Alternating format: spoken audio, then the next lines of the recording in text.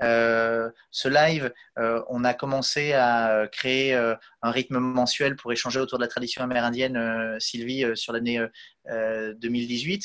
Et puis, il y a eu cette rencontre à Paris récemment qui vous a permis de vous retrouver, Jean-Pierre et Sylvie. C'est un peu des retrouvailles.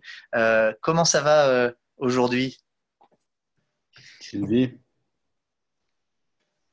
Bon, ben c'est bien d'être ici à nouveau aujourd'hui avec Jean-Pierre. Je voudrais te remercier aussi, Olivier, pour ta présence, pour toujours être le messager entre ces énergies. Et, et c'est une bonne opportunité que d'être ici aujourd'hui ensemble et pouvoir partager, échanger les visions que l'on peut porter en nous. Donc, bonjour à Jean-Pierre, un grand merci pour sa présence aujourd'hui aussi ici et que nous puissions échanger librement et comme disait Olivier tout à l'heure, avec notre cœur pour pouvoir partager ça. Voilà. Merci Sylvie, merci aussi d'être ici là avec nous. C'était un honneur de partager cette scène avec toi et avec d'autres qui ne sont pas là ce soir, mais qu'on salue bien.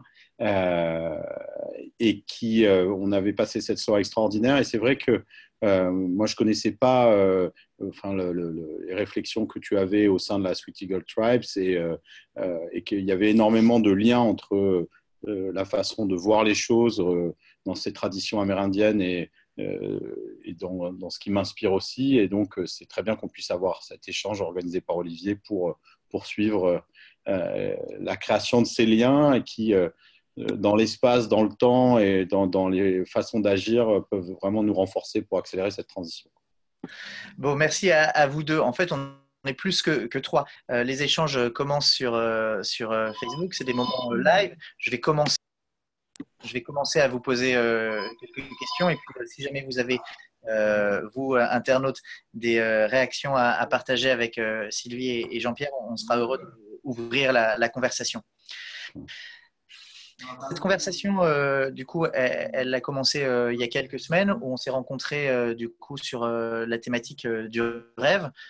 Toi, Sylvie Chining, qui est dance chief de cette communauté Sweet Eagle Tribe, qui est porteuse, transmetteuse de la tradition amérindienne, du conseil des anciens aux cheveux tressés. Toi, Jean-Pierre, qui est entrepreneur, activiste, qui, avec le projet Blue Turn et puis avec le livre Siècle bleu, t'engage pour une transition.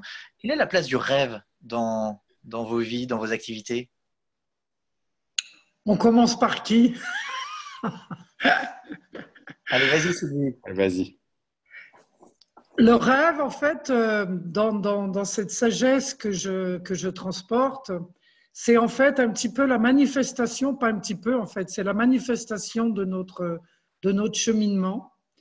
Et c'est à travers les rêves de conscience, des rêves lucides, que nous pouvons atteindre des objectifs dans notre vie, dans chaque situation, dans chaque événement.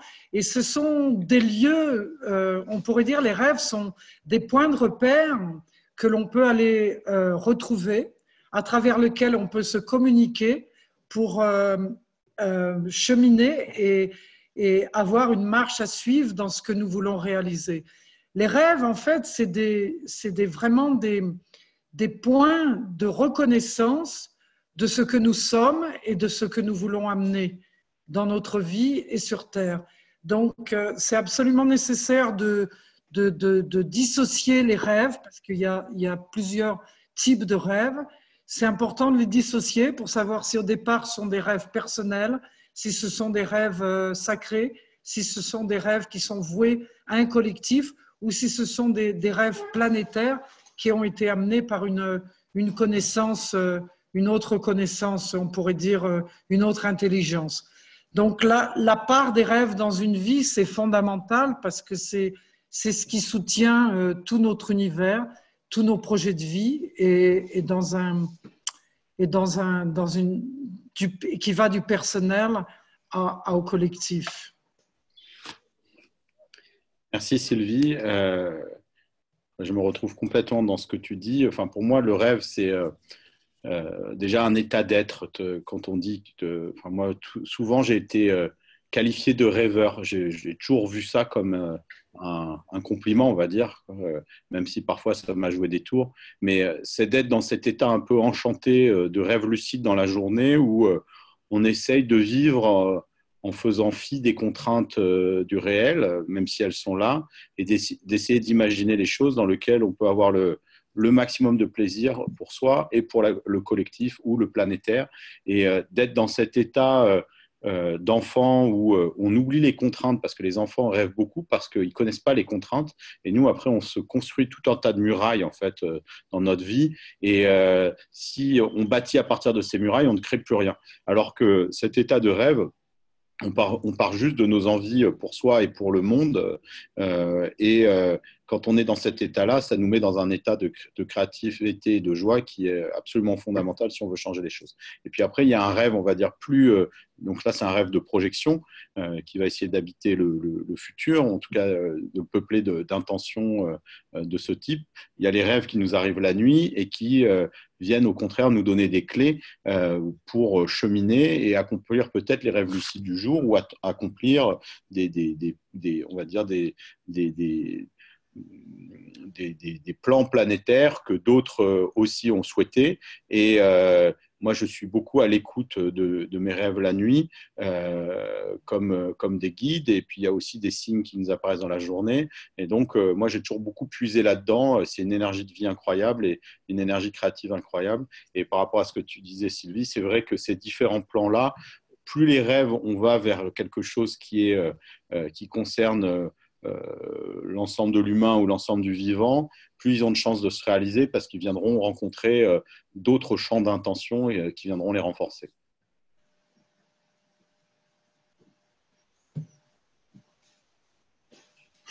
Merci Jean-Pierre et Sylvie. J'étais pas en train de rêver, mais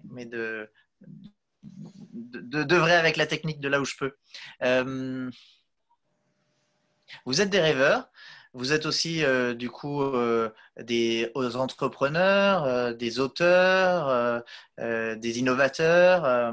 Sylvie, tu transmets aussi quand tu es venue en France. Là, ces derniers mois, c'était pour animer des séminaires.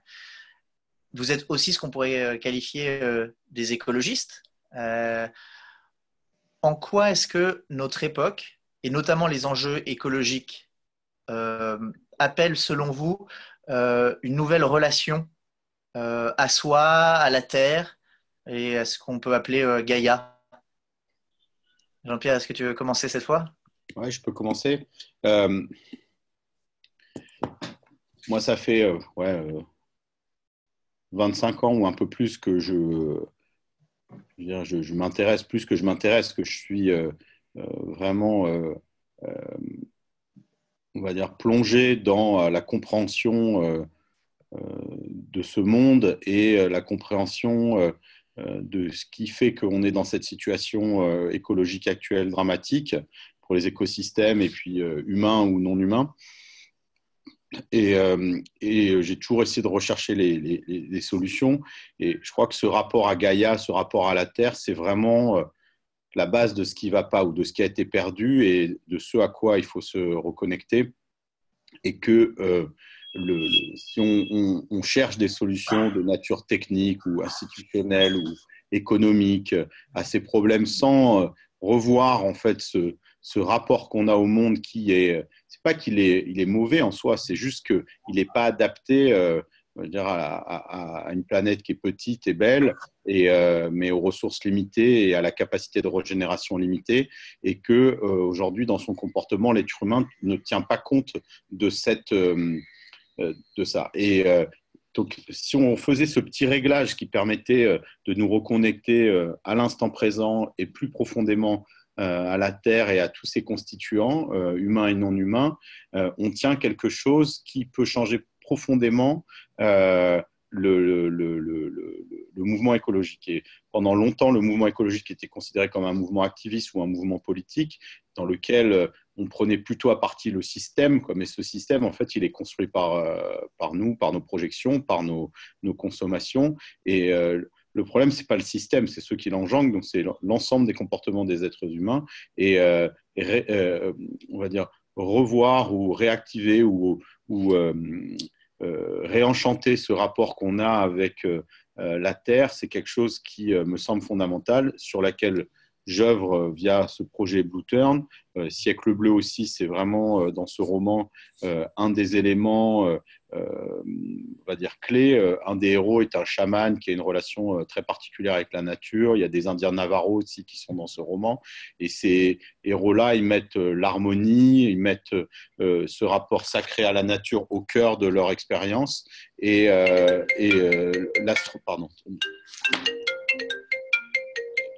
L'astronaute qui est aussi dans le roman, il est au cœur de cette transformation dans son rapport avec la Terre. Et on pourra poursuivre, mais pour moi, c'est vraiment la clé, ce rapport, et tout ce que tu organises, toi, Olivier, autour de rétablir ce rapport de confiance avec la planète, et au-delà de la confiance, ce rapport amoureux avec la planète, dans son ensemble, au niveau global ou à un niveau local, vraiment dans la nature, c'est fondamental pour faire jaillir les valeurs dont on a besoin et les états d'être dont on a besoin. Merci Jean-Pierre. Toi Sylvie, comment ça te parle à la fois ce que Jean-Pierre nous propose et puis la manière dont restaurer un nouveau lien à Gaïa s'exprime dans notre époque aujourd'hui? Alors, tout d'abord, ce que je sens, c'est que les êtres humains, en fait, se sont coupés de leur nature, de leur vraie nature, et donc de la nature qui est autour d'elle. Comment pouvons-nous sauver la terre, les eaux, le feu et l'air si nous ne connaissons pas cette alchimie, si nous ne l'avons pas rencontrée, si nous ne cheminons pas dans cette alchimie? C'est carrément impossible de pouvoir être en contact et en harmonie et créer un certain équilibre à partir de ces piliers qui sont quand même les piliers fondamentaux qui maintiennent la Terre dans un certain équilibre et dans une certaine synchronicité d'événements, de tons et de fréquences. Donc, moi, je pars du principe qu'avant de parler de l'écologie, c'est vraiment important, essentiel de retourner à sa nature, à son essence de nature, pour essayer de vraiment entendre le cœur de la Terre, pour écouter les eaux, pour écouter la mémoire de l'eau. Parce qu'aujourd'hui, il y a des scientifiques qui sont en train de retrouver d'une manière assez extraordinaire les mémoires de l'eau, pour vraiment se reconnecter avec une essence primordiale. Ensuite, aller près du feu pour en comprendre son mouvement, de quelle manière il se propage, de quelle manière il s'irradie, pour arrêter justement de continuer de confectionner des armes à feu dans le monde entier. Mais ça, c'est parce qu'au départ, il y a une coupure avec le feu intérieur sacré, il y a une coupure avec les eaux primordiales de la Terre, il y a une coupure avec Gaïa, et il y a une coupure aussi avec le souffle de l'air, où les êtres humains ne sont plus vraisemblablement en conscience avec cette terre qui nous entoure et qui nous enveloppe. Donc, pour moi, c'est vraiment être toujours connecté à cette sagesse intérieure, d'être relié à ces éléments en permanence pour pouvoir créer des nouvelles formes, qui est agir autrement, qui est faire autrement, qui est être autrement, qui est penser autrement, qui est créer des liens sur la terre, mais des liens qui retrouvent une harmonie, l'harmonie du sacré, l'harmonie de se retrouver en connexion étroite avec quelque chose qui nous appartient. Parce que ça, c'est un droit de naissance, c'est notre droit à nous d'être ici sur Terre et de reprendre contact avec toutes ces énergies.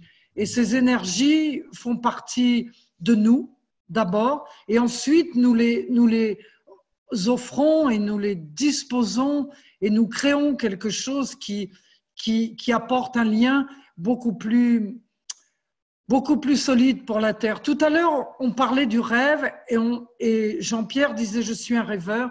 Et on peut dire aujourd'hui, Olivier aussi est un rêveur, je suis aussi une rêveuse. Mais aujourd'hui, être un rêveur, c'est vraiment rapporter sur la Terre ce dont la Terre a besoin, en communion avec les eaux, le feu, l'air, en communion avec tous ces éléments dont nous faisons partie. Et c'est créer quelque chose à partir de… Le rêve, il a besoin de se manifester, il a besoin de se solidifier, il a besoin de prendre racine, il a besoin d'être présent. C'est pas seulement parler d'un rêve ou parler de la vision d'un rêve, c'est l'amener à le vivre. C'est un état, c'est ce que disait Jean-Pierre tout à l'heure, c'est un état que nous allons nourrir instant après instant pour que quelque chose change, pour que quelque chose bouge dans notre monde et en conséquence dans le monde dans lequel nous vivons. Donc, pour moi, Gaïa, c'est un appel. C'est un appel qui est présent tous les jours, au moment où on se réveille le matin, jusqu'au moment où on va se coucher le soir. Il y a un appel qui est là, qui est constant, qui est permanent, et on nous dit, voilà, wake up and do something. Levez-vous et faites quelque chose. Et faites quelque chose dans votre quotidien, à travers vous, et pour que quelque chose soit mis en place et que quelque chose change, mais change à partir de vous. Et ce changement, il est avec les eaux, avec le feu, avec la terre, avec l'air, avec tous les éléments qui nous entourent, parce que c'est d'abord prendre soin de ces éléments à l'intérieur de nous, c'est-à-dire de notre essence primordiale. C'est retourner à cette essence primordiale pour pouvoir mettre toute cette essence en pratique pour nous et pour toutes nos relations, pour toute la Terre et pour toutes les générations à venir. C'est ma vision. Merci, merci Sylvie. Merci, je me sens relié à l'intérieur de moi à tous ces éléments. Je me sens relié aussi à l'extérieur de moi avec ces autres membres de Gaïa. Content qu'on soit déjà une petite dizaine à suivre ce live. Et puis donc une pensée tendre pour Stéphanie, Anne et Cyril par exemple. Cyril qui est le fondateur d'un beau projet qui s'appelle l'Arbre aux étoiles. J'en profite pour m'interroger sur votre relation aux étoiles. On a parlé de Gaïa, de la Terre, mais dans vos activités, dans votre cosmovision, les étoiles ont aussi un rôle particulier. Qu'est-ce que ça représente pour vous, les étoiles, Jean-Pierre? Alors pour moi, déjà bonjour à Cyril de l'Arbre aux étoiles que j'ai eu la chance de rencontrer et à Maëlys, sa compagne. Les étoiles, pour moi, ça évoque autre chose, c'est-à-dire qu'il y a le rapport à la Terre, Gaïa, et ça, c'est ce sur quoi on est ancré, c'est vraiment notre, on va dire, notre incarnation, et c'est là où on doit agir, et ce pour l'instant, on a pas mal détruit, et ce qu'on doit s'efforcer de régénérer. Les étoiles, c'est autre chose, quoi. C'est un rapport beaucoup plus lointain à l'infini, un rapport qui nous dépasse et qui nous amène à éveiller d'autres dimensions. Moi, je vis à Paris, donc je n'ai pas la chance souvent d'avoir des beaux ciels étoilés, mais dès que je vais en campagne, en province, et que j'ai la chance ou à l'étranger de voir des ciels étoilés, ça me sidère et ça m'effraie aussi parce que quand on voit des grands ciels étoilés, le nombre d'étoiles qu'on peut voir peut être parfois tellement grand que ça peut faire très peur. Donc, autant voir la Terre, me reconnecter à la Terre, c'est quelque chose qui me fait du bien. Autant les étoiles, parfois je me suis perdu à regarder les étoiles et à les contempler parce que ça nous emmène vraiment très loin. Et puis, ça nous amène à nous poser beaucoup de questions. Chacune de ces étoiles, ce sont des soleils. La plupart des étoiles qu'on voit, elles sont dans notre galaxie. Mais comme il y a des centaines ou des dizaines de milliards de galaxies et que chaque galaxie a des dizaines de milliards d'étoiles, chacune de ces étoiles, ce sont des mondes en fait, quoi. Et ces mondes, autour de ces étoiles, il y a peut-être des planètes qui gravitent et sur ces planètes, des êtres qui ont vécu. Pour moi, c'est la plus grande question de l'humanité, quoi. Sommes-nous, enfin, il y a beaucoup de questions, mais celle-là, elle est vraiment très importante de savoir si on est seul. Et au-delà de la contemplation, on va dire, esthétique des étoiles, le questionnement que cela nous invite à la fois sur la nature du temps, sur la nature des dimensions, de l'espace, et sur la présence probable de vie sur d'autres planètes. Je pense que d'autres formes de vie ailleurs, ça amène beaucoup d'humilité. Donc voilà. Et là, dans la nouvelle version en fait de Booter, la nouvelle expérience sur laquelle je travaille avec un designer qui s'appelle Kim Min-kyo, que je salue, on a utilisé les étoiles pour être aussi des véhicules pour contenir des messages d'amour que l'on adresserait à la planète, et on va entourer la planète d'étoiles qui contiendront ces capsules d'amour, et de recréer par les étoiles ce champ d'amour à la Terre. Et voilà, les étoiles, c'est aussi des formes de projection ou de pensée, et voilà, c'est ça que ça m'évoque aussi comme image. Merci Jean-Pierre. Merci Michael, et puis à tous ceux qui œuvrent à cette nouvelle version. Merci de l'avoir présenté à Kim et Michael, c'est ça, ouais. Michael, et puis à TEDx Kids récemment. Alors les étoiles, pour toi Sylvie, qu'est-ce que ça t'évoque, ou quel rebond tu aurais envie de faire dans la trajectoire couvre Jean-Pierre?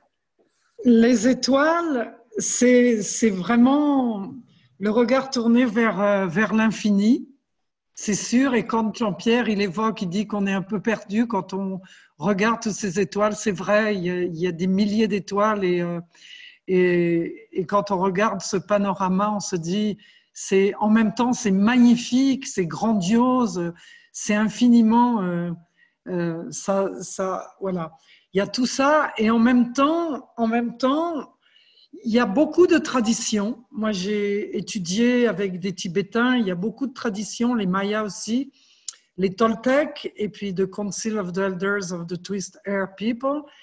Donc, il y a des traditions qui se reportent toujours aux étoiles comme source de connaissances. Ils nous disent que dans plusieurs règnes d'étoiles, il y a certaines connaissances qui sont colportées. Ils nous parlent d'étoiles jaunes, d'étoiles rouges, d'étoiles bleues, d'étoiles blanches, et que certaines étoiles émettent une connaissance qui est disponible et accessible ici pour la planète Terre, dans notre système solaire, évidemment. Donc, ces étoiles émettent certaines fréquences de connaissances à travers lesquelles nous pouvons y accéder. Donc, depuis des milliers de temps, des hommes et des femmes de connaissance accèdent à cette connaissance et nous rapportent cette connaissance ici sur la Terre à travers des enseignements, à travers des pratiques, à travers des cérémonies, à travers diverses formes d'interprétation, où toujours cette notion de connaissance est reliée à un état de lumière pure, hein, qui viendrait d'une autre intelligence et qui serait connectée à la planète Terre. Donc, pour moi, c'est toujours auspicieux de parler des étoiles, parce que aussi bien du côté du Tibet comme du Toltec, des Mayas, ou la sagesse amérindienne du Concile, il y a toujours cette présence des étoiles qui est là et qui représente dans cette grande nuit silencieuse, qui représente l'éclat qui vient en fait éclairer nos nuits à travers des points lumineux, et qui, on pourrait dire, qui vibre certaines fréquences à travers laquelle on peut se connecter et retrouver dans certaines étoiles quelque chose de familier, en tout cas quelque chose de vraiment familier, de dire mais ça je connais, ça c'est familier, c'est du déjà vu, je connais cet espace, je connais ce lieu, je connais cette origine. Donc il y a quelque chose de vraiment pas anodin du tout avec cette connexion avec les étoiles, où on a cet abordage d'être toujours dans un terrain familier, d'être quelque part, je suis connecté à cette essence, je suis connecté à ce lieu, je suis connecté à cette connaissance, et c'est à travers ce lien que j'interviens ici, que je suis et que je vis. Donc les étoiles ont vraiment, et en plus les étoiles ont vraiment tous ces soleils en elles, donc elles irradient vraiment toutes ces lumières dans notre cœur.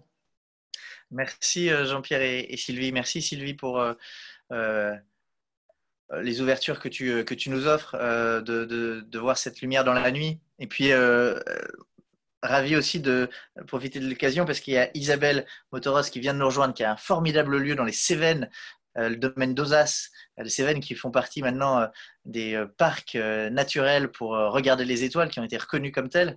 Et puis il y a une autre étoile qui est venue nous rejoindre, en plus de Nathalie, Marion, c'est Yaron Herman. Merci Yaron d'être là, formidable artiste. La musique, on en reviendra un petit peu après, est importante pour vous. Elle est importante pour se connecter à cette grande partition. Il y a, par rapport aux étoiles, une question que j'aimerais vous poser sur nos potentiels, et aussi nos talents à nous. Qu'est-ce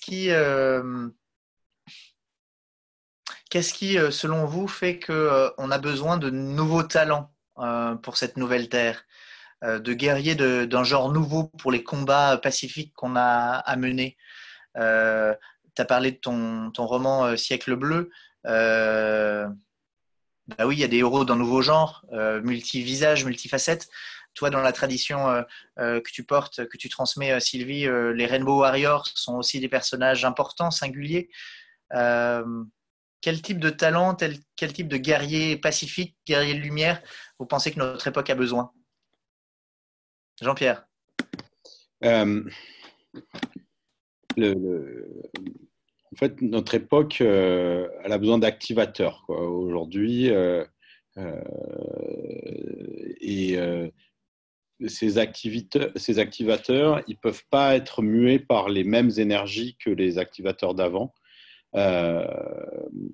Parce que on arrivait un peu au bout de l'exercice et ces activateurs, ils auront besoin d'être peut-être beaucoup plus intègres que certains leaders qu'il y a eu dans le passé, cohérents avec eux-mêmes et d'être dans une énergie qui est vraiment compatible avec le monde qu'ils veulent créer. Donc ça veut dire que ces nouveaux guerriers, enfin, moi j'ai fait récemment les stages de Mankind Project où il est question de ces nouveaux guerriers et de la nécessité d'être vraiment en intégrité pour pouvoir avoir une action sur le monde. Et le fait d'avoir des changemakers qui font ce travail-là, c'est vraiment quelque chose qui est fondamental pour libérer des potentiels et passer à l'échelle.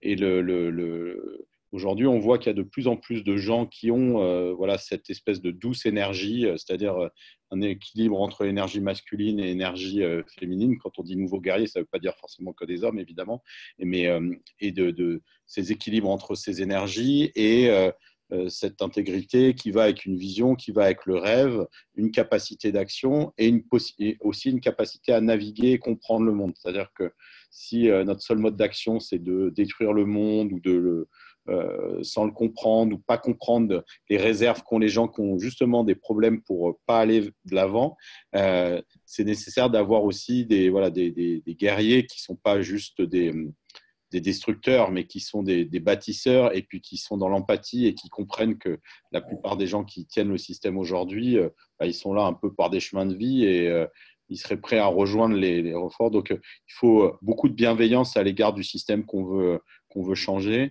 et que c'est la meilleure action d'aimer nos adversaires, de ne pas les considérer comme des ennemis, mais comme des alliés potentiels. Et je crois que ça peut vraiment grossir nos rangs. Donc, changer cette énergie de l'action, du combat. Il y a des combats en première ligne dans lesquels il faudra peut-être beaucoup plus d'énergie et on va dire de conflictuel ou de confrontation. Mais pour ceux qui sont dans d'autres lieu en fait de ce changement du monde, cette énergie, une énergie combative douce, inclusive, basée sur l'amour, la vision, la détermination et le courage, la persévérance. Voilà, ce sont des valeurs moi que j'ai essayé de mettre dans les héros de mon bouquin, que j'essaye de m'appliquer à moi-même avec plus ou moins de succès. Mais bon, c'est un chemin de vie. Voilà, et on en voit de partout des gens qui sont inspirants et qui, à petite ou grande échelle, changent les choses, changent les cœurs, ouvrent les esprits, et c'est ça qu'il nous faut. Merci Jean-Pierre. Et merci aussi à Abel, héros inspirant de Siècle bleu. Abel, qui est aussi un jaguar noir dans le Siècle bleu. Et je voulais vous montrer un magnifique t-shirt que Olivier m'a offert, qui vient du Guatemala et qui est donc un jaguar noir. Derrière, il y a un calendrier Maya et il y a un vase le vase du temps qui est représenté sur ce t-shirt. Je voulais remercier le jaguar noir qui est Abel dans le roman et Olivier qui m'a fait ce magnifique clin d'œil il y a quelques jours. Merci Jean-Pierre, merci au Guatemala et au Maya.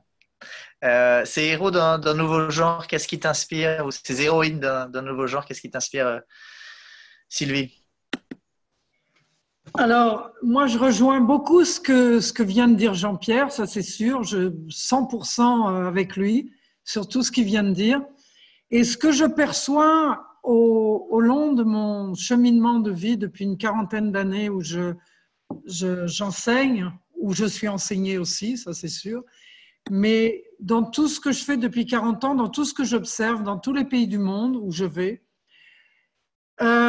pour moi, la définition, alors ce mot guerrier, guerrière, c'est vrai il faut vraiment, il y a des mots comme ça, on a vraiment besoin de faire attention parce que c'est vrai qu'on dérape, on peut déraper pas mal avec ce mot guerrier ou guerrière. Mais pour moi, un guerrier ou une guerrière, avant tout, c'est quelqu'un qui est responsable.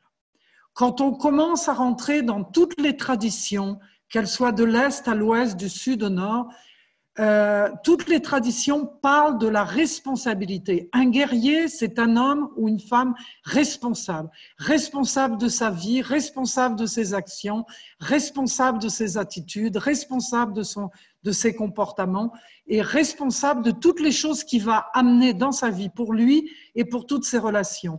Dans les traditions anciennes, premières, un guerrier, c'est un homme ou une femme qui ne déverse aucune goutte de sang. Alors là, déjà, ça veut déjà tout dire. Quand on dit ça, ça veut déjà tout dire. C'est un homme ou une femme qui ne déverse aucune goutte de sang, à aucun moment. Parce qu'il est là pourquoi? Quel est son rôle? Quelle est sa mission? Sa mission, aussi bien homme que femme, c'est protéger la vie, prendre soin de la vie. Et on protège la vie comment? On s'occupe de la vie comment? En étant responsable. Donc, pour moi, un guerrier ou une guerrière, il a deux qualités fondamentales, la responsabilité et la compassion. Comment prendre soin de soi et de l'autre si nous ne devenons pas des êtres compassifs vis-à-vis de soi, de nos déroutes, de nos faiblesses, des choses que l'on fait ou que l'on n'en fait pas, et puis cette responsabilité vis-à-vis de soi et vis-à-vis de l'autre. Et plus on avance, et l'autre jour, j'avais une conversation comme ça avec Nem, et on parlait justement de ça, on disait, mais on rencontre, c'est vrai que des guerriers de lumière et des guerrières de lumière, c'est vrai que ça commence à apparaître sur le fond de l'écran, ils apparaissent de plus en plus, d'une manière douce, féminine et masculine en même temps. Et dans le même parcours, on s'aperçoit quand même que tout autour de la planète, les personnes en général, ils ont beaucoup de difficultés à être responsables. Responsables d'eux, responsables de leur vie, responsables de leurs relations, responsables de leur profession, responsables et c'est ça. Et pour moi, c'est fondamental. Un guerrier ou une guerrière, c'est d'abord quelqu'un qui est responsable avec ses idées, avec les concepts qu'il porte, avec tout ce qu'il porte, avec tout ce qu'il est, avec tout ce qu'il est doté, ce que la vie lui a donné, avec tout ce qu'il est doté, pour pouvoir mettre en mouvement, mettre en circulation toute une énergie qui va être au bénéfice de soi, au bénéfice de l'autre et au bénéfice de la terre. Donc pour moi, vraiment, et suivant toutes les traditions que j'ai suivies jusqu'à maintenant et tout ce que je peux voir aujourd'hui, pour moi, un guerrier ou une guerrière de lumière, c'est quelqu'un d'abord qui est responsable. Responsable aussi de ses choix. C'est-à-dire que quand il décide, voilà, je choisis ça dans ma vie, il le choisit. Et comme Jean-Pierre disait intègre, pour moi, l'intégrité, elle rentre ici. parce qu'il choisit et il est impeccable. C'est-à-dire, il va, il choisit, il décide et il fait. Il actionne tout, il met tout en mouvement pour que ça agisse vraiment, pour lui et pour toutes ses relations. Donc, c'est quelque chose qui va se passer, il va mettre en mouvement une énergie. C'est quelque chose qui est là, qui est palpable. C'est pas quelque chose on ne sait pas trop où. C'est vraiment là. Donc, c'est important de revenir toujours à cette responsabilité du guerrier ou de la guerrière qui prend soin de la vie. C'est celui qui ne déverse jamais une goutte de sang. C'est celui qui fait attention toute sa vie pour ne pas blesser l'autre personne qui est à ses côtés. C'est celui qui va vraiment prendre soin de soi, de s'aimer, d'aimer l'autre, d'aimer la terre et d'apporter cette immense compassion. En espagnol ou en portugais, c'est très beau parce que la compassion dit compassion, avec de la patience. C'est-à-dire que le guerrier, il a toujours cette flamme en lui de servir et d'être en compassion pour lui et pour tous les autres. Donc, pour moi, la notion d'un guerrier ou d'une guerrière de lumière, au jour d'aujourd'hui, dans notre société actuelle, c'est vraiment être responsable et avoir de la compassion pour tout ce que l'on fait et tout ce que l'on est. Merci, merci Sylvie, merci Jean-Pierre. Je me sens privilégié d'être avec vous ce soir, qui est quelque chose un peu d'extraordinaire. Et puis, si on est là ce soir, c'est parce qu'on a vécu aussi d'autres passages extraordinaires. Au contact de la vie, au contact du vivant, au contact d'une intensité, d'une qualité de vie, de complicité, de compassion un peu hors norme.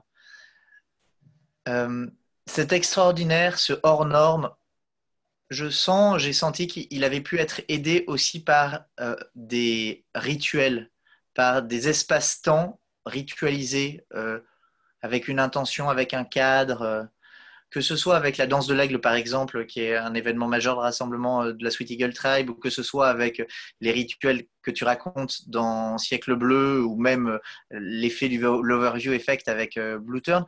Quelle est la place du rituel dans vos vies, dans votre accès au plus juste de la vie?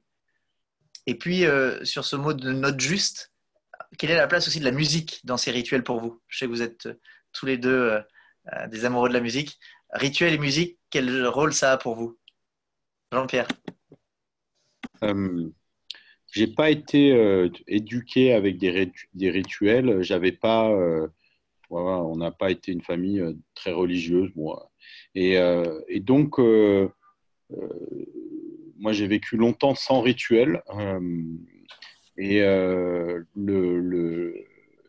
Mais c'est en explorant, en trouvant à droite, à gauche, un certain nombre de rituels qui m'intéressent, qui me parlent, que je me suis fabriqué mes propres rituels. Pas avec on va dire la discipline que certains rituels imposent, de faire certaines choses tous les jours, toutes les semaines, etc. Mais voilà, d'aller puiser dans ces choses qui ont été répétées par des gens pendant très longtemps, dans lesquelles des intentions ont été vraiment ancrées. Et c'est ça qui est la puissance des rituels, c'est la puissance de la répétition et de la profondeur de la répétition, de l'intention collective et le fait qu'on rentre dans des choses qui voilà, sont bien posées, bien conçues.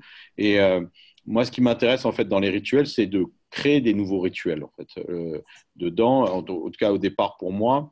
Et dans Siècle Bleu, par exemple, j'avais imaginé une île qui s'appelle Toaipo, qui est une des rares choses dans le roman qui n'est pas réel. Bon, je parle d'un passage, ce n'est pas un spoil important pour le roman. En fait, cette île, elle n'existe pas.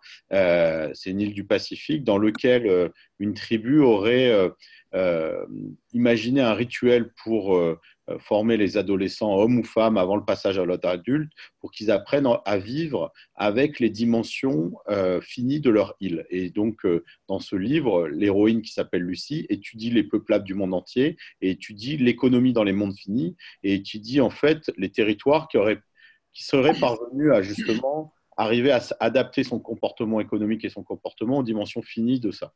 Et donc, j'imagine dans le roman qu'il y a un rituel on va dire, de nature un peu chamanique, avec des états de conscience modifiés, dans lequel on plonge en fait un adolescent ou une adolescente dans un état de transe dans lequel il est amené à visualiser la destruction en fait de sa planète, ce que d'ailleurs nos amis collapsologues arrivent très bien à nous faire visualiser.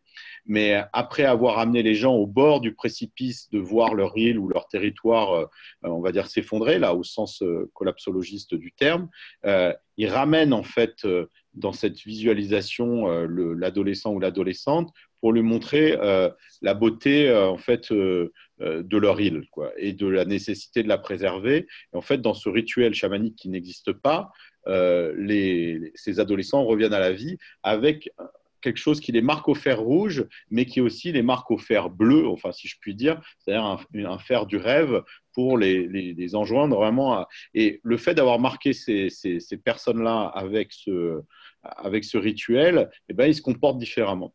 Et en fait, Siècle bleu, il a toute l'architecture de ce rituel, c'est-à-dire que le cheminement du lecteur sur les 2 tomes de Siècle bleu est basé sur le rituel de Toa Hippo. Et en fait, j'amène le lecteur, c'est des choses que j'ai jamais dites, hein, celles-là, donc c'est un peu une exclusivité, mais j'amène le lecteur en fait sur sa ligne.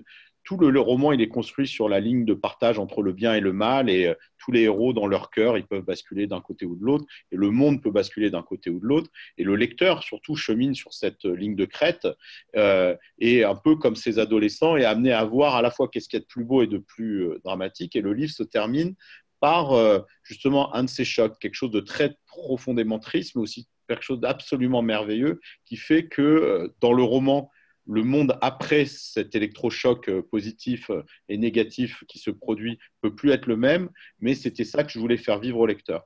Et c'est ce que j'essaye de faire aussi avec cette nouvelle expérience de Blue Turn, qui capitalise sur tous les travaux qu'on a fait avec Michael et Georges, et qu'on est en train de revisiter avec Kim, pour essayer de construire une expérience de cette nature-là. Alors pour l'instant, on n'est pas du tout sur l'expérience du négatif là-dedans, et je pense que le monde extérieur le joue assez bien. Donc nous, on est sur l'expérience positive pour essayer de déclencher cette espèce d'émerveillement qui ouvre les cœurs et qui ouvre l'énergie. Et donc, moi, je puise beaucoup dans l'énergie des rituels pour aller voir justement quels sont les rituels qui font des initiations les plus puissantes, qui sont life-changing, quoi, qui sont vraiment profondément, où on se dit, après ça, je ne peux plus être pareil. Et moi, il y a des expériences qui sont life-changing. On parle des NDE, par exemple, ou les sorties hors du corps. Il y a beaucoup de gens qui vivent avec une intensité énorme. Après, moi, je voudrais faire une expérience qui soit peut-être moins, on va dire, traumatisante qu'une NDE, quoi, parce que c'est quelque chose qu'on ne souhaite pas nécessairement aux gens, parce que il n'y a pas que des survivants des NDE, et malheureusement d'autres qui y passent. Mais ça serait voilà, de concevoir une expérience, qu'elle soit littéraire ou informatique avec Blue Turn, pour vivre des moments de ce type-là, qu'on n'a pas tous la chance de vivre. Parce que dans certains chemins de vie, voilà, il y en a qui vivent une NDE et donc qui ont ce souffle de vie, d'autres qui ont des rencontres extraordinaires. Il y a tout un tas de gens qui ne l'ont pas. Donc, c'est de créer les conditions pour faire ça. Et je crois qu'il manque dans notre société des rituels qui intègrent justement notre relation à la nature. Alors, dans les traditions que Sylvie connaît beaucoup mieux que moi, c'est des rituels qui intégraient directement ça, parce que la relation au territoire et avec la finitude des ressources des territoires a été très ancrée. C'est quelque chose qu'on a complètement perdu. Et moi, je crois vraiment que le fait qu'on ait éliminé toute forme de rituel ou d'accompagnement entre, que ce soit la petite fille vers la femme ou le petit enfant vers l'homme, on a cassé quelque chose, et donc il y a à reconstruire ces rituels et à intégrer cette dimension de notre relation à la planète. Avant de donner la parole, Sylvie, merci Jean-Pierre. Juste quelques mots sur la musique dans ces rituels, la transcendance. Alors, pour moi, la musique, justement, ça faisait partie de mes rituels. Moi, ma relation avec la musique, j'ai fait de la musique quand j'étais petit, je faisais du piano, mais en fait, je ne sais plus, quand j'étais en 6e ou 5e, mes parents avaient acheté une platine CD, une des premières de l'époque, et je me rappelle… je sais pas, il fallait donc acheter des CD. Le premier CD qu'on m'avait recommandé, c'était d'acheter un CD de Jean-Michel Jarre, quoi. Et à l'époque, c'était Oxygène, donc déjà avec une couverture très prémonitoire par rapport justement à la destruction de la planète, puisque c'était une planète sous forme d'un crâne, en fait. Donc, moi, j'avais été très marqué par cet album et surtout complètement inspiré par la musique et puis par les sons. Et en fait, depuis que j'ai écouté Jean-Michel Jarre, je n'écoute plus que de la musique électronique, en fait, quoi. Et parce que, je sais pas, j'ai senti dans ce type de musique un espèce d'appel du futur. Et donc ça, je devais avoir 11 ans ou 12 ans. Et dès que j'ai eu 13 ans ou 14 ans, j'ai commencé à écouter de la musique électronique, enfin ce qu'on appelle de l'électro aujourd'hui, et à aller dans des voilà, soirées techno et à aller écouter, voilà, comme je suis un rêveur, je suis devenu un raver.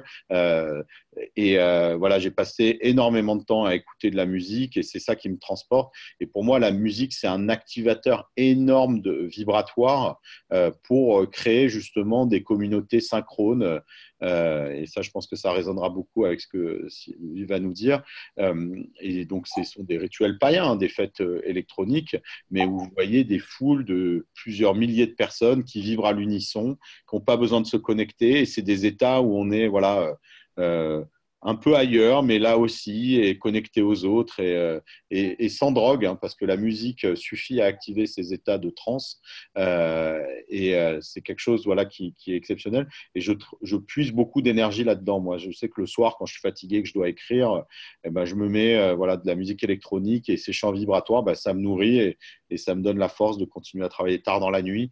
Et donc, au-delà de cet état de conscience modifiée dans lequel ça me plonge, c'est un substrat d'énergie dans lequel je vais puiser. Et je pense qu'on est vraiment à l'aube de comprendre quelle est la puissance du son, de la musique pour la guérison, pour l'activation des champs de population. Et s'il y a une révolution écologique, la dimension musicale est fondamentale. Et juste un dernier mot, dans cette nouvelle expérience de Blue Turn, on a mis vraiment la musique au cœur du dispositif pour vraiment faire que cette expérience de l'overview effect, c'est-à-dire voir la Terre depuis l'espace, soit magnifiée par la musique pour qu'elle puisse vraiment inscrire au cœur de la personne ce lien profond avec la nature. Et donc, on a travaillé avec un musicien extraordinaire, la Mark Yeager, à Los Angeles, qui est l'assistant de Hans Zimmer, et c'est quelqu'un qui a travaillé sur la musique de Pirates des Caraïbes ou sur la musique de Gladiator et qui nous a conçu une musique extraordinaire. On attend une nouvelle version cette semaine. Voilà, tout ça, vous verrez ça dans 6 mois ou si vous avez la chance, parce que je vais faire pas mal de présentations de cette nouvelle expérience de Blue Turn avant que ça sorte sur la plateforme dans les prochains mois. On a mis la musique au cœur. Et on a essayé aussi de rajouter des dimensions de musique plus sacrée avec des vibrations, des ondes θ, des ondes d'activation du cœur et de nous mettre en cohérence cardiaque pour que les neurones du cœur et les neurones du cerveau se synchronisent. Et ce sont des états, moi, que j'ai découverts et qui sont des états de bien-être incroyables et des états de connexion incroyables. Et avec un peu de bonne musique, et nous, on habille ça, non pas dans de la musique très New Age, mais vraiment avec des mélodies de musique de film. Mais derrière, il y a des architectures invisibles qui activent ce genre de chant. Et l'effet de l'overview effect est beaucoup plus profond. Mais on va encore travailler vraiment. C'est un programme de recherche, hein, ce truc-là, d'arriver à trouver une musique ou des musiques qui puissent vraiment inscrire cet overview effect au cœur des personnes.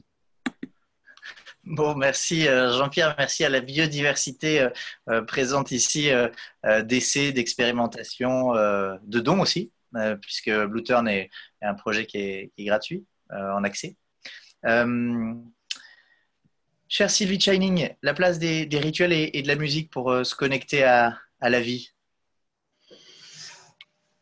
Alors, c'est sûr que dans toutes les traditions premières, il y a toujours des rituels, des cérémonies que les personnes participent.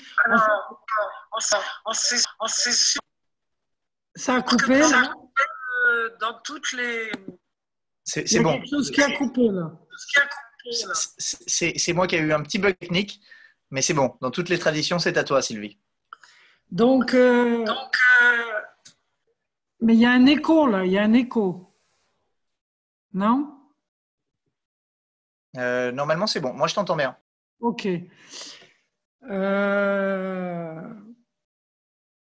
En fait, tous les cycles de la vie, par les traditions premières, ils étaient toujours amenés à travers un rituel. Et je pense que lorsque ces rituels ont cessé d'exister, l'homme, l'être humain s'est séparé, quelque part, il s'est séparé de lui, s'est séparé de son essence, il s'est séparé du monde dans lequel il vivait. Parce que ce sont des étapes de vie, des initiations qui sont nécessaires pour pouvoir intégrer certaines propriétés, certaines caractéristiques que les êtres humains ont besoin d'acquérir dans une vie. Un rite de passage, par exemple, c'est quelque chose qui apporte une grande force pour les êtres humains et une vision, une force et un cheminement dans un processus de pouvoir réaliser sa vie en pouvant y faire des choix vraiment qui correspondent à ce que l'individu est depuis qu'il est né. Donc, ce sont des rituels vraiment importants qui ont été... il y a beaucoup de psychologues jungiens qui lamentent vraiment cette perte de cérémonies, de rituels, d'initiatiques avec les jeunes ou avec les anciens et les anciennes, parce que ce sont des rites qui permettent une autre adaptation à travers les choix que chaque être humain fait dans sa vie et de ce qu'il veut devenir, de ce qu'il veut être. Maintenant, il y a les autres cérémonies, les autres rituels qui sont pratiqués dans toutes les traditions anciennes. Et en fait, moi, j'ai compris que les cérémonies, les rituels, en fait, c'était ni plus ni moins des précipitations dans le corps énergétique une précipitation cellulaire de notre corps énergétique. C'est-à-dire qu'une cérémonie, quand elle est faite, elle est bien faite du commencement jusqu'à la fin, peu importe la cérémonie, qu'elle vienne de l'Est, de l'Ouest, du Sud, du Nord, peu importe d'où elle vient.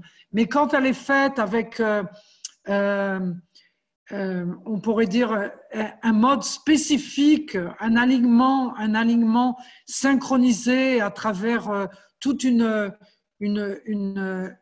formation, on pourrait dire, dans l'univers, à des moments déterminés, à des mois déterminés, vraiment à des fréquences qui sont disponibles dans l'univers à ce moment-là.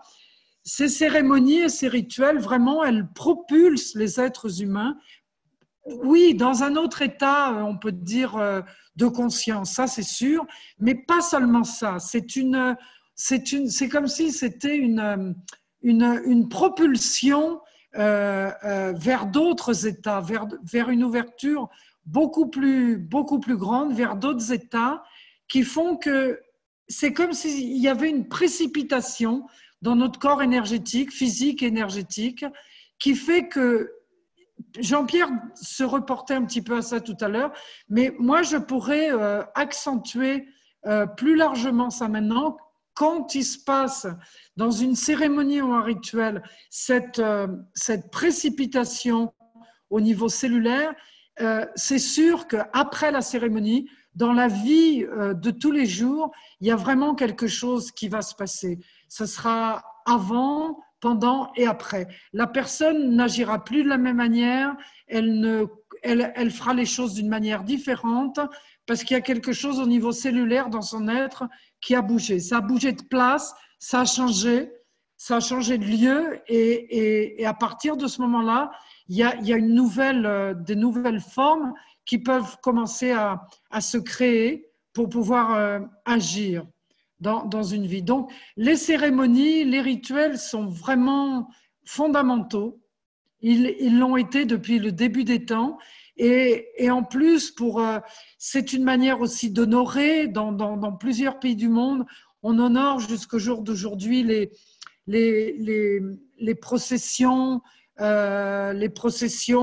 ou la terre, où on honore la terre pour pouvoir planter le maïs, où des danses sont faites, des chants, où les personnes se réunissent pour vivre une énergie qui est, on pourrait dire, une énergie extraordinaire, extra de quelque chose qui n'est pas là dans un quotidien, où différentes personnes se réunissent et à travers un rituel spécifique qui ont été amenés par des personnes qui ont rêvé pendant des centaines de milliers d'années.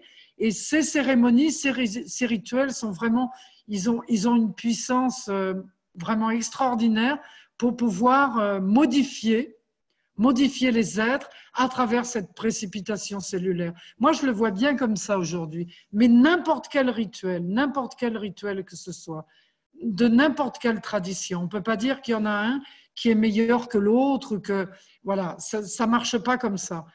Tous les rituels que l'on peut vivre, ils vont être aussi bien importants. À certains moments de notre vie, on aura besoin de les vivre, de les expérimenter pour pouvoir en intégrer la connaissance. Et après, tu demandais pour la musique. Alors, la musique, c'est le cœur.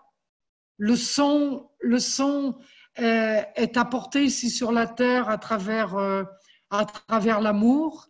Et en fait, le son, c'est l'amour, c'est la voix de l'amour. Et que ce soit n'importe quelle musique, mais que ces sons soient mis les uns à côté des autres pour pouvoir être canalisés à partir le cœur, parce que c'est à partir de ce lieu-là, de cet espace qui se manifeste le son. Donc c'est quelque chose qui va de soi à l'autre et qui rassemble des personnes qui vibrent dans la même énergie, qui vibrent dans le même temps.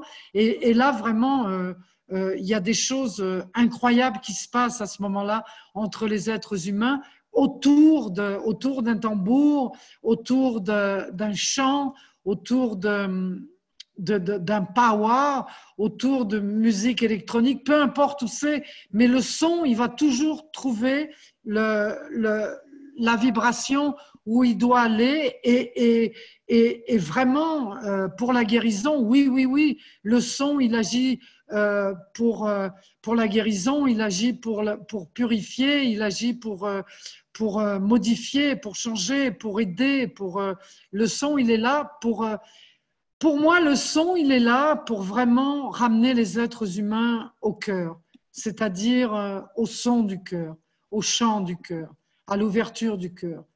Et c'est vraiment à travers le son que Music for Changing, c'est vraiment à travers le son, à travers la musique que la terre peut se communiquer entre elles. Là, il y a pas, comme Jean-Pierre disait, il n'y a plus besoin de mots, il n'y a plus besoin de dialoguer, il y a plus besoin, tout est là parce que ce son de l'univers, il est là et il est la représentation de l'amour, donc tout est là. Soleil sur Olivier, non? Il y a un magnifique rayon de soleil qui s'est abattu sur toi, non, Olivier, non? C'est vrai, c'est vrai. Et là, sur Merci. Paris, tu vois, Sylvie, tu es au Brésil.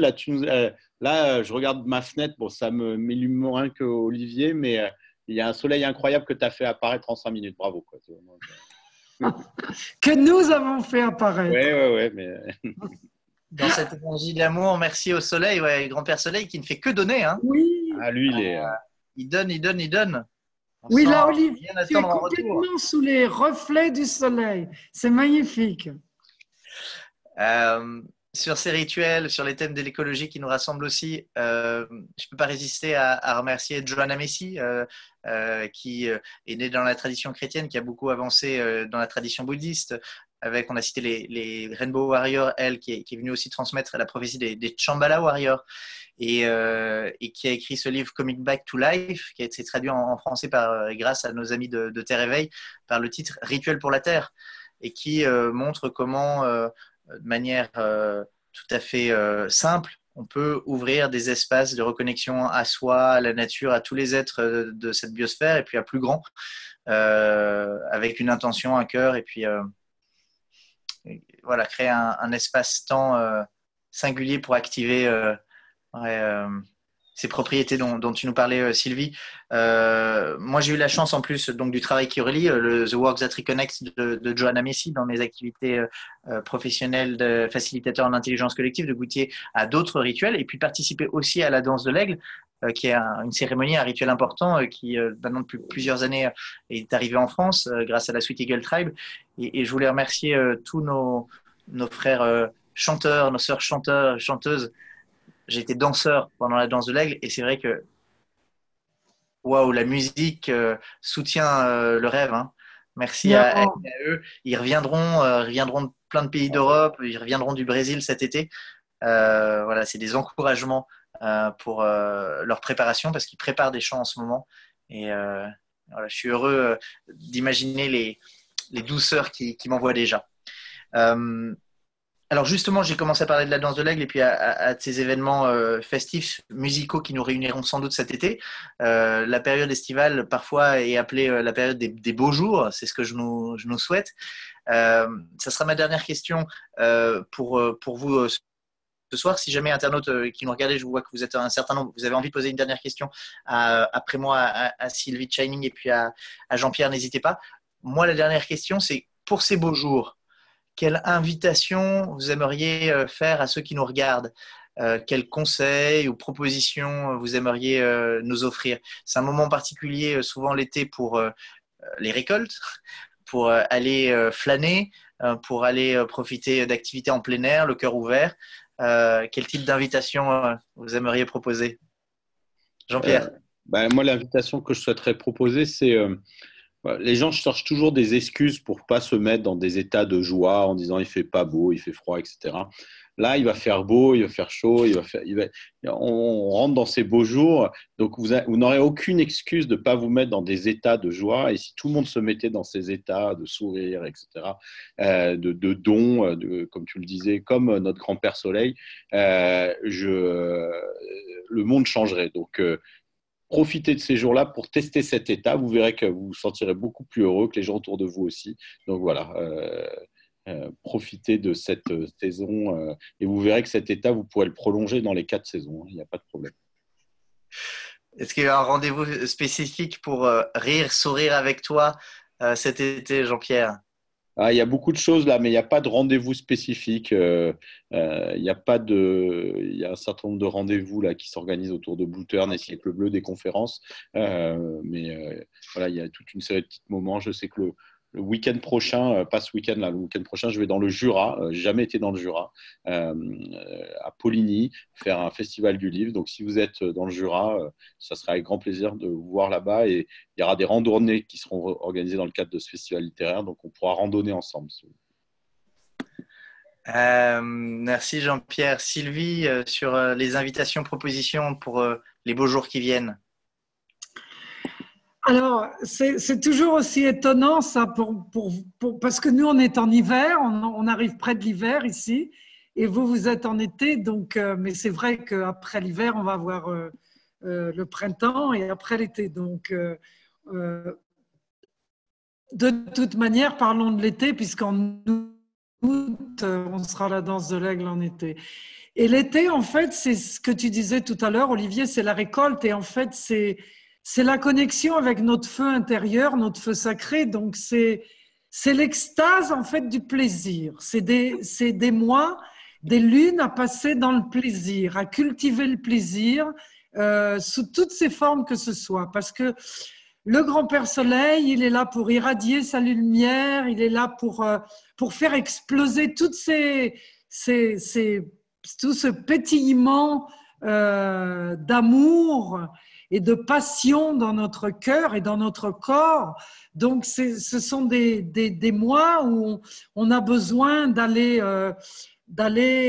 c'est un moment expansif, en tout cas, ça c'est sûr que c'est un moment expansif de partage, de communion, de communication, et vraiment d'aller à la rencontre de l'extase de la vie, de la joie de vivre, mais d'être dans le plaisir, vraiment. C'est ici, l'été, c'est vraiment l'extase du plaisir, c'est être en joie, dans le bien-être, mais être en joie avec tous les moments qu'on vit, c'est savourer tous les bons moments, savourer d'être le corps démuni de tous les vêtements, de porter des vêtements légers, de pouvoir se toucher, de se regarder, voilà, d'être vraiment plus près les uns des autres. Hein. Le soleil nous dit ça, il nous donne ça, il nous apporte ça, il nous transmet ça, cette connexion avec cette force de vie, ce feu intérieur qui est en nous. Et après, c'est sûr que pendant tous ces mois, on va emmagasiner cette énergie et après, elle va être avec nous et on va l'amener petit à petit à rentrer dans l'automne, mais elle va toujours être là, ça c'est sûr. Mais bon, moi, ce que je peux vous dire, profitez de ces temps. En plus, les journées sont plus longues. Hein, la nuit tombe beaucoup plus tard. C'est vraiment une chance que vous avez, qu'on n'a pas ici sous l'équateur.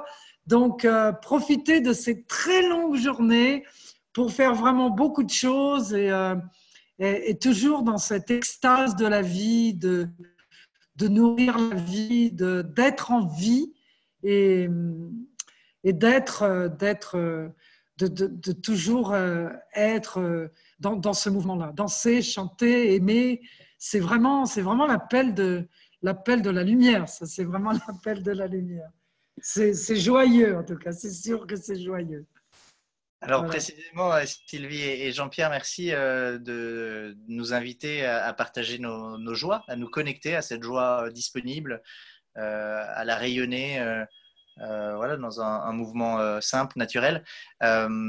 Heureux de partager ici le fait qu'il va y avoir des universités de l'été de l'écologie joyeuses et profondes tout l'été, dans une quinzaine de lieux en France pour nous réunir autour de « Écoutons l'appel de la Terre ». La proposition fil rouge de toutes ces rencontres, ça va être d'aller à l'écoute de Gaïa, en nous, autour de nous, au-delà de nous. Écologie joyeuse et profonde. Oui, il y aura de la deep ecology. Oui, on sera au contact de ce qui nous concerne en termes d'enjeux pour la planète, enjeux et en nous. Et puis, joyeuse, cette écologie, parce qu'on pense que l'énergie du renouveau, elle passe aussi par juste le fait que notre mère Terre veille sur nous et qu'en tant que mère Terre, elle a envie que ses enfants, nos enfants, nous, soyons aussi au contact de cette vie qui sait ce qu'elle fait et qui avance, qui prospère. Dans les gros et importants événements de mon agenda, il y a aussi du 10 au 16 août prochain la danse de l'aigle et j'y serai. Je serai ravi de pouvoir danser avec vous. La communauté Sweet Eagle Tribe est une communauté ouverte, généreuse, qui a le sens de la fête et du partage. Et donc, si jamais vous avez envie de vivre un rituel de transformation, ce sera la danse de l'aigle de l'Ouest. Eh bien, bienvenue du coup en Ariège. Il suffit de venir, vous pouvez vous inscrire en ligne sur le site de la Sweet Eagle Tribe. Et dans les autres événements, heureux aussi de partager le fait que Cyril et Maëlys de l'Arbre aux Étoiles organisent un très beau festival, le festival Le Son de l'Arbre. Ça sera du 13 au 15 septembre à l'Arbre aux Étoiles, à côté d'Honfleur en Normandie. Merci d'avoir dansé avec moi, Sylvie, Chining et puis Jean-Pierre. Avec quoi on se quitte? Moi, moi, je vous quitte avec un sourire et voilà. Et merci d'avoir organisé ce moment planétaire là, de nous avoir réunis avec les réseaux, avec autant de kilomètres de différence, mais on a l'impression d'être ensemble au coin du feu. C'est super. Merci. Oui. Merci à ceux qui ont écouté. Voilà, ben moi aussi, je voudrais remercier. Il nous manque juste un petit verre de vin, hein, Jean-Pierre, Olivier. Ah ouais, moi je suis à l'eau là, mais c'est l'heure de l'apéritif bientôt. Voilà, mais c'est vrai que rallier ces distances et se retrouver pour pouvoir échanger, c'est toujours bon. Moi, ce que je trouve extraordinaire, c'est toujours écouter l'autre et c'est vraiment… Le partage, c'est vraiment quelque chose de magnifique et de magique. On écoute et il y a des choses qui s'intègrent et ça se synchronise déjà avec ce que l'on est. Et voilà, il y a une espèce de cohérence dans un tissage cosmique qui se fait et on a l'impression de se reconnaître, de se retrouver. et quelque part de s'aimer. Donc, voilà, en tout cas, c'est bravo. Donc, merci à toi, Jean-Pierre, pour Merci. avoir été ici aujourd'hui. Merci à Olivier, notre grand messager entre les mondes et entre les humains. Merci à tous les membres de la Sweet Eagle Tribe qui sont ici. Puis merci à tous les amis qui sont ici, qui ont participé à ce moment avec nous. Voilà. Merci. Super, merci une nouvelle fois Sylvie Chining et Jean-Pierre. Les informations sur Blue Turn, sur Siècle Bleu, disponibles dans ce lien en dessous de la vidéo. Pareil pour la danse de l'aigle, si jamais vous voulez venir, il reste de la place. À toutes nos relations, Mitakuyo Yacine, j'honore, je célèbre tout ce qui nous relie, la vie qui prend soin de cette belle toile dont nous sommes les couleurs. Merci. Merci. Merci. Allez, bonne soirée.